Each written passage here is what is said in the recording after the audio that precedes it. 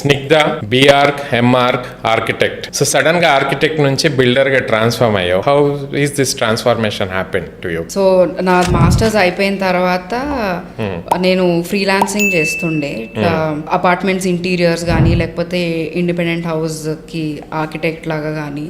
So అది ఎక్కువ interiors చేపించేదాన్ని నేను ఇంకా one of my friend together, Sania అని. నాన్న వేరే ప్రాజెక్ట్స్ ఏమన్నా చేస్తుంటే దాంట్లో కూడా ఇన్వాల్వ్ అయ్యేదాన్ని. ఇన్వాల్వ్ అయ్యి సైట్కి వెళ్ళి చూసుకోవడం అలాగా. సో కోవిడ్ తర్వాత ఐ స్టార్టెడ్ గోయింగ్ టు నానాస్ ఆఫీస్. నాన్న వాళ్ళు అప్పుడే కొత్తగా వెంచర్ స్టార్ట్ చేశారు చిప్పల్పల్లి దగ్గర 150 acres.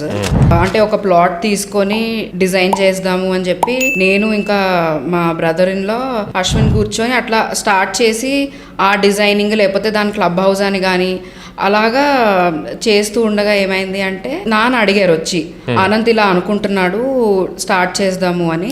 కోకాపేట ఆకాశ స్టార్ట్ చేద్దాం అనుకుంటున్నారు. సో నేను కూడా మామూలుగా ఇట్లా పిచ్చింగ్ చేశాను, యూ వుడ్ బి ఇంట్రెస్టెడ్ అని. నీకు ఇంట్రెస్ట్ ఉంటే మీరిద్దరు కలిసి స్టార్ట్ చేయొచ్చు అన్నట్టు వచ్చి నాన్న నాకు చెప్తే తర్వాత బోత్ ఆఫ్ us మెట్. సరే ఫస్ట్ ప్రాజెక్ట్ కోకాపేటలో ఆకాశ అసలు అది అనుకోలేదు.